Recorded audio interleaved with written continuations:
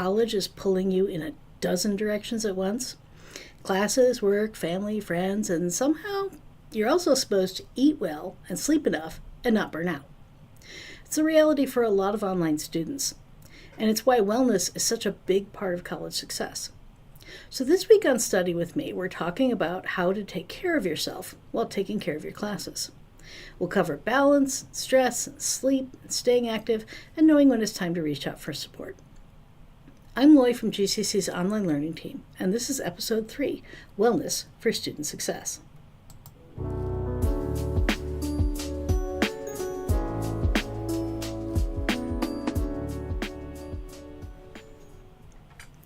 Now I'm excited because we have a very special guest with us tonight. Meghann Bernard, Wellness Coordinator with GCC, is with us. And with that, I'm going to let her jump in and share a little bit about herself and the goals of the College Wellness Center. Welcome, Meghann. Hi, Loy. Thank you so much for having me. I'm really happy to be here. Well, okay, so the Wellness Center is located downstairs in B109. It is right in between the cafeteria and the student union. So if you go to the bottom of the stairs, it's right there on the left. And there we have a quiet space for when life on campus just becomes a little bit too chaotic and you need to step away. And we have activity books in there and coloring.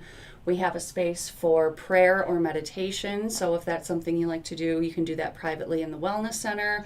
And we offer a lot of different things there like yoga and meditation, nutrition and movement, behavior change, substance abuse prevention education, eating disorder support.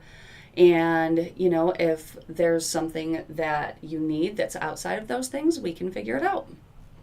Wow. Yeah, it's a lot. That's a lot going on. It's a lot, but it's great. Like everything that we have to offer is really beneficial. Oh, and it's, yes. So I guess that gives us a really good picture of what you and the Wellness Center do. And honestly, we're really glad that you're here on campus with us. So for the rest of our time together, I wanted to bring in some of the real questions that we've had students ask us about wellness. And these come straight out of surveys and conversations we've had during student appointments. So they should be common questions and sound pretty familiar to a lot of students out there. So we're going to start with the first one, which is balance and stress. And that's the thing almost every student talks about is balance. They've got classes, they've got work, they've got family, they've got friends, they're juggling everything. For so many students, it feels impossible to keep up with everything without burning out. So how do they begin to manage all of that? Well, my go-to move is always planning and self-care, okay? Because when we can't fill our own cup, we can't fill anybody else's, and that's really important, especially as someone who is part of a family, or if you take care of somebody else, or if you're, you know, in a committed relationship, or just anybody who has other people that need some of their cup filled also. So planning and self-care, realistically, you have to self-care and you have to plan. Scheduling your days is probably the biggest and most beneficial thing for finding that balance, because when we schedule our days, we are allowing ourselves to prioritize. So we schedule those non-negotiables first. Class, sleep. Yes, sleep is non-negotiable. You must sleep. That's a priority. So all of those things that we can't negotiate and we have to do, and they have to happen at a certain time. You can't decide, well, I mean, if you're online, maybe you can decide, but for a lot of students, like, for example, they can't decide when class is. It just is when it is. So you fill in those non-negotiables first, and then you fill in your other priorities around the non-negotiables that you might be a little more flexible with time. So like study time, or going to the gym time, or whatever that might be. And when you schedule all of these things, you're going to find these little windows that exist in your schedule that you can fill with self-care activities. And these are windows that you might not know exist if you don't have your day planned out in front of you. So if I have my whole day scheduled and I think I have so much going on, I'm never going to have time for self-care. I would love to go outside and go for a walk. I can't fit that into my schedule. Oh, wait, here's a window of time where I actually can fit that into my schedule because I don't have anything planned right there. And statistically, we are 44% more likely to do something if we write it down. Mm-hmm. So just by writing down that you're going to do something for self-care, you're more likely to do it. Oh, that's awesome. Yeah. I just want to mention when you talked about scheduling your non-negotiables first and then filling in the rest, we actually did a whole podcast on that last week where we talked about something called the weekly time worksheet. I don't know if you've ever seen that. Yes. So a whole episode where we just talked about that scheduling. Scheduling itself is such a huge form of self-care. It saves you so much stress and so much time, and again, allows you to work those things into your schedule that you might not have known you had time for. Right. So let's talk a little bit about yield guilt. Okay. So sometimes when students carve out a little time for themselves, it doesn't feel like a real break. They feel guilty for resting, like they should be doing something productive. So how can students give themselves permission to rest without stressing about it? And this is going to refer right back to the first thing, is scheduling it. We have to schedule those breaks because, again, we're more likely to do it if we schedule them, if we write it down. But here's the thing. We have to come to the realization that we are more productive and we are just better all around at performing in whatever it is we're doing when we take regular breaks. So you get this kind of short-term burnout when you just kind of keep trying to truck on through it and not take any breaks, and then your work suffers, your quality of work suffers, you suffer, you get stressed out, you know you didn't do your best quality work, and then you have to deal with the fallout of that. Whereas if we can just get our place mentally to a spot where it's like, it's gonna benefit me more to take breaks than if I don't, then it becomes a little bit easier to accept, okay, I have to stop at 45 minutes. I'm going to take a 15-minute break. Oh, look, here's a time where I can do some self-care, do some movement, get a glass of water, have a healthy snack, whatever it is you need to replenish you, and then you're a little bit more refreshed when you get back to work. Awesome.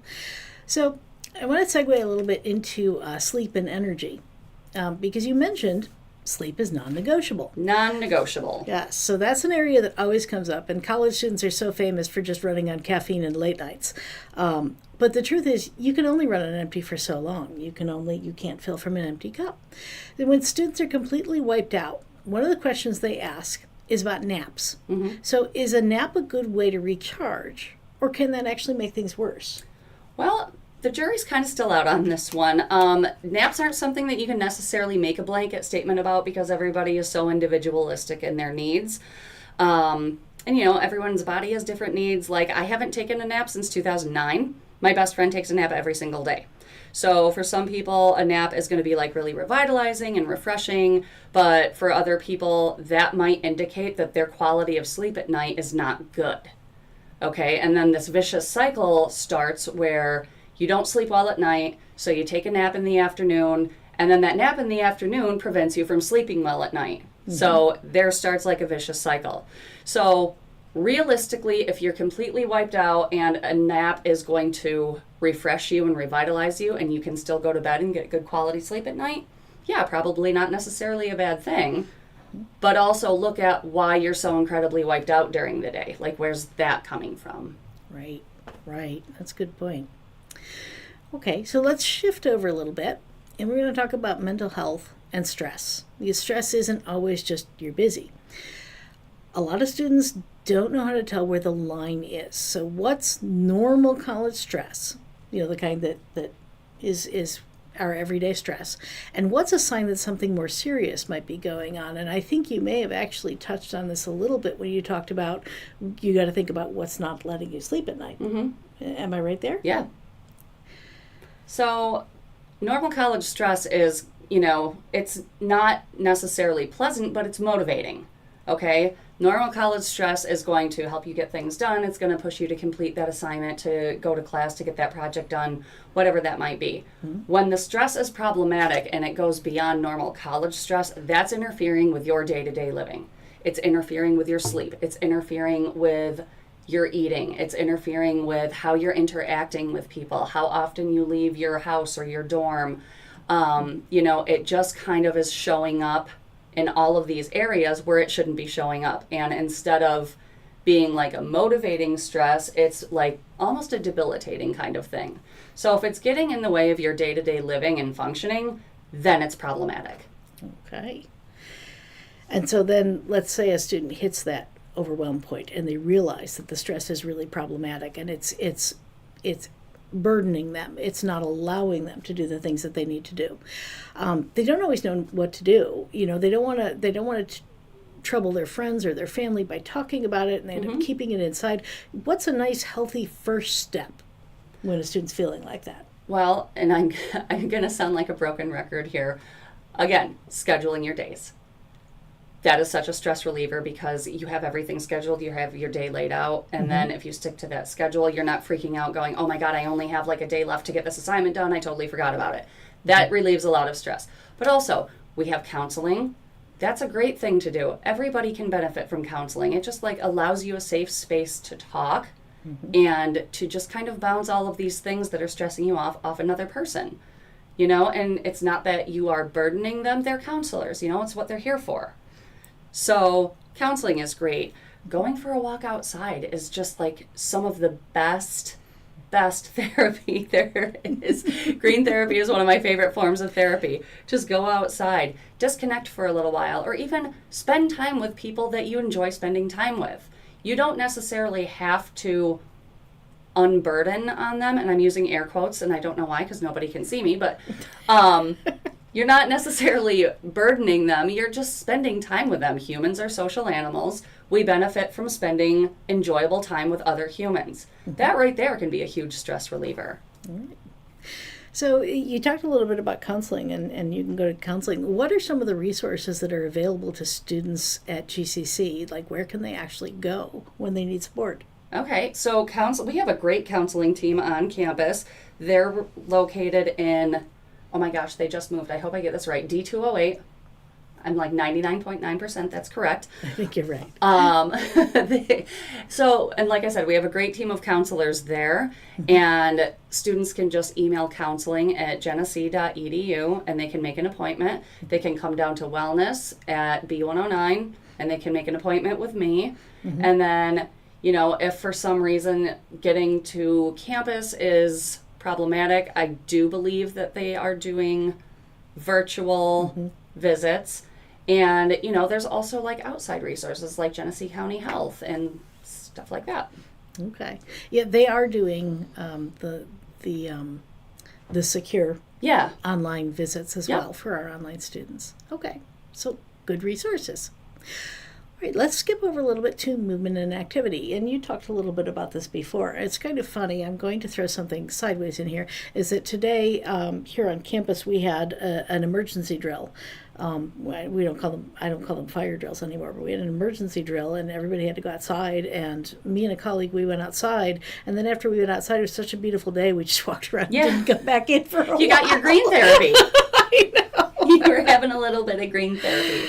But yeah, so a lot of students would think, you know, wellness, movement, activity, you know, they got to go to the gym, they got to spend hours there, or they've got to spend, you know, so much time walking. And maybe that's not realistic given their schedule. So they might feel like, well, they might as well not do anything at all. And so the question underneath is, how much activity does a student really need before it makes a difference in how they feel? Well, and again, that's one of those things that's just different for everybody because everybody is so individualistic, right? But think about where we've arrived to. You know, most of us are sitting for the majority of our day. And not only are we sitting, we're hunched over our keyboard or our phone or our laptop or our computer, and we're just kind of like in this like stagnant, hunched overness all day long. So, I mean, the bar's pretty low here, Loy. Any kind of movement is great, you know? Like, I like to set a timer on my phone where I will get away from my desk every 20 or 30 minutes if I hit the snooze button, and I'll just stretch just to move my body. Like, you just need to move. Stagnance is awful for the body. It's just terrible. And I mean, depending on what your schedule looks like, you find those windows in your schedule where you can schedule some movement. You don't have to go for a run. Oh my God, I hate running. No, you don't have to do something that's not enjoyable. Find a mode of movement that you do enjoy and then do that, you know? And when you enjoy it, you're more likely to continue doing it. I don't want to get up and run every day because I don't enjoy that. So guess what? I'm not going to. But I do enjoy yoga, so I'm much more likely to do that. So that's what I'm going to do.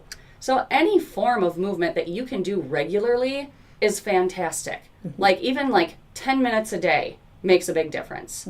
You know, obviously like movement, the more the better, but any movement is great because so many people are just not moving at all. Again, we're just sitting at our desks all day long. We might walk to the bathroom or our car, and that's like, you know, that's about it. Yeah, I remember I was reading online a little while ago, and I have a VR headset. And I enjoy doing some of the activities in the VR headset. Oh, those are so fun. They are fun. They are fun.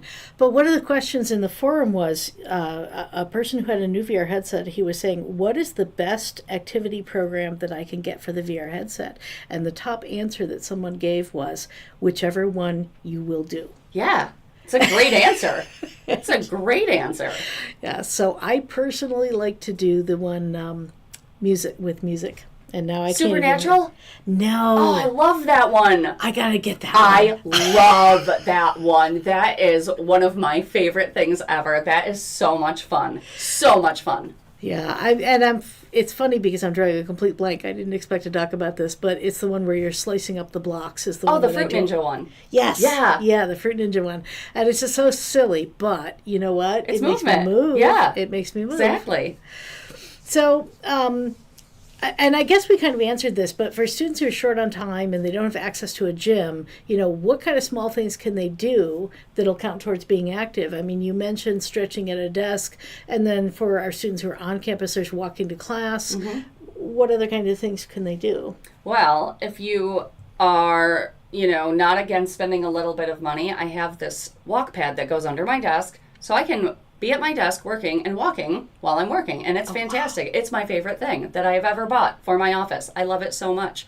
So, I mean, you could do that, but like YouTube has 1,001 videos where it's like, hey, do you need a movement break? And they're not just for children. They do have them for children, which is also awesome, but they have movement breaks for adults, and that's pretty fantastic too. I mean, anything from just doing some stretches, walk around the room, turn on your favorite song, dance around the room if that's your thing, you know, as long as you're moving and increasing that heart rate a little bit, you're doing something good. Awesome. Yeah. Awesome. So we do have a last minute question that was thrown in by a student who followed up with our podcast last week. And he was asking about nutrition because as a college student, it's so hard to balance all of the other things plus trying to assemble a quality, healthy meal. Yeah. And, I can so relate to that. I have such a hard time with that. So I'm interested in your answer, too. Oh, my gosh. I am such a geek about nutrition. I love nutrition. I love talking about nutrition. We could be here all night. So Whole Foods is definitely my biggest, when people are like, well, what should I eat? And I mean, that can be the most complicated or the most simplistic question in the entire world. You know, I get people who are like, oh, well, what about keto or, you know, with this or that? No, just like none of that. None of that. Whole Foods, non-processed, are just going to be the best option. Okay. By Whole Foods, you mean things that haven't been something that does not come in a package or a box. Something that when you look at the ingredients, there should be like 1 or 2, and you know what they are. There shouldn't be a list of chemicals that you can't pronounce on the back label of your food. You know, get your food from the produce section or the meat section and kind of just stick with that. You know, get bread that doesn't have a whole bunch of extra garbage in it. Whole wheat and whole grain breads are fantastic. And like the best thing to, like, especially, and I know it's hard because eating in the cafeteria is convenient, but if they don't have something that is, you know, to your liking, cook yourself. Have a prep day where you're cooking all of your own food at home, you know, and when you spend a little bit of time prepping in the kitchen at home, you set yourself up for success for the entire week, and it's pretty fantastic. And I mean, there's a process to that, but once you do it a few times, it becomes super easy, and then you can even like make double batches and freeze one so that if you're in a rush one day, you just pull it out, warm it up, and you're good to go. Oh, I wish I was that well organized. Well, this is one of the things that I help people with down in the Wellness Center. There's a whole process around that. I've even taken students grocery shopping before. Like, we'll make a grocery list. We'll go to the grocery store. We'll find all of the things that we need. Mm-hmm. And then, meal prep an entire thing with that. So I was reading once about, and I'm throwing all these things in here, but I was reading once about if you're shopping healthy at the grocery store, you're generally shopping the perimeter of the grocery store. I think that probably used to be true, but I don't necessarily agree with that anymore, and I'll tell you why.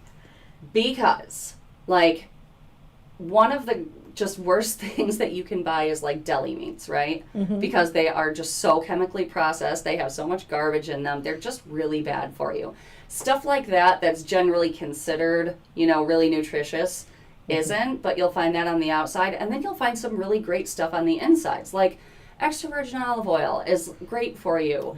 And all of your pure pumpkin seed protein powders are generally on the inside. If you are someone who doesn't necessarily eat meat, I don't eat a lot of meat, so I generally need to supplement that somewhere else. They have 1,000,001 great protein powders that are vegan, and they're just, 1 or 2 ingredients, and they're nice, but they're on the inside, Mm-hmm. And then all of your herbs and spices, they're amazing for you. Herbs and spices have so many health benefits, also on the inside. Yeah. Wow. Well, I'm glad I asked that question because obviously that information is out of date. Yeah. All right. Well, so this has been really helpful, and believe it or not, 20 minutes have gone by. We've had a great time talking. I hope we have. So we've talked about a lot, and I want to kind of wrap this up with the idea that wellness often comes down to small changes, mm-hmm. and we make them incrementally. So if you were to recommend one small thing that students can start this week to support their wellness, what do you think that would be? Nutrition. So much, because there's more and more and more scientific evidence pointing to the logic that what you put in your body has a huge effect on your mental and emotional well-being. The biome that is in your gut, so your microbiome, all of the good bacteria that lives in your intestines is so incredibly crucial for your mental health that they're now calling it the second brain, believe it or not. Mm-hmm. So when we're constantly killing the good flora that is supposed to be growing in our intestines, we're definitely doing ourselves harm, and we're killing it by eating a lot of sugar, a lot of processed foods, a lot of things that are just not great for us. I never really appreciated how incredibly true this was until I really cleaned up what I ate. And the difference, Loy, I can't even tell you, it was just exponential. I just had no idea. And then if I fall off the rails and I kind of start eating, because I have a sweet tooth, I'm not going to lie. I love cake. But, if you're going to stand in front of me and be like, Meg, you want this chocolate cake? There's no way I'm going to be like, no. Yes, I want that cake. But I'll feel the difference. My mental clarity won't be as good, my focus won't be as good, and I'm being a little bit extreme with one piece of cake, but if I have a piece of cake every day on vacation, yeah, I'm definitely going to feel that, It makes a huge difference. It also affects the way you sleep, believe it or not. All of these things are really interconnected. Mm-hmm. So I would say sleep and nutrition and movement. 3 best things. Start with any one of those 3. Sleep, nutrition, movement. Okay. Well, that's definitely something, students can pick something that speaks to them for that. Yeah. So now I want to ask a question for anybody who's listening. And keep in mind that we have a fair number of online-only students or online students, and they would like to connect up with you or with GCC's Wellness Center. How would they reach you? So they would email me directly, and my email, I don't know if there's a way for you to connect that to whatever, but I'll just say it out mm-hmm. loud. If they want to write it down, that's great. M as in Meghann, K, Bernard, Bernard, at genesee.edu. And they can just email me, and we can set up a time to chat or Zoom or whatever works. All right. We'll put that in the comments of the comments and description of the podcast after it processes. Yes. Okay. So Thanks again, Meghann, for being here tonight. Thank you for having me. This was so much fun. Thank you for being our very first guest. I love it. I hope it goes well. I'm having so much fun every week doing something a little bit different and a little bit new. And the students are saying that they're really appreciating what we have to say. So thank you. Thank you. This was great. I really enjoyed being here. Like I said, I love talking about wellness and nutrition. So any chance I can get. All right. Well, the students could definitely connect up with you and you can duck their ear off. Absolutely. Right. So before we wrap up, I do want to share a quick note for some adult students. If you are between the ages of 25 and 55 and you don't yet have a college degree, you may qualify for a new program from SUNY called the Reconnect program. And it's a tuition program. GCC is hosting virtual information sessions on September 24th and October 15th, and you can find all of the details for that on our website at genesee.edu. And that brings us to the end of episode 3, Wellness for Student Success. So with Meghann's help, we've covered a lot tonight. Balance, stress, sleep, mental health, staying active, nutrition. And the big takeaway is that you don't have to do it alone. Meghann and other counselors and so many resources here at GCC are here to support you. So your challenge this week is simple. Choose one small thing that speaks to you. So whatever your aha, now see, look at me doing air quotes. The air quotes. Aha moment from tonight's conversation. Well, maybe it's giving yourself permission to take a real break, or a short walk between classes, or checking in with a friend, or reaching out to the wellness center. Maybe it's that special grocery shopping, or prepping your meals. Whatever stood out the most to you, try that one thing. See how it feels. See how it improves your life. And remember, the Success Course for GCC students has a whole wellness module in it that Meghann wrote, and it's full of resources and tips that you can do right away. Now, if you're a GCC student, you can join us for the Zoom after party. And I want to be a little bit more clear about this after party because I've had some students join and think it's this big party. We're calling it an after party, but it's really a Zoom session. Students tend to pop in one at a time and have individual questions that they need help with. And it's just a time where you can reach out and somebody will be there on the other end of that Zoom link. And you'll find that link in Brightspace. So I'm Lloyd from the online learning team. Thank you for listening to another episode of Study With Me. Make sure to subscribe so that you don't miss our new episode. And until then, just keep taking those small steps forward. Remember, we're aiming for progress, not perfection.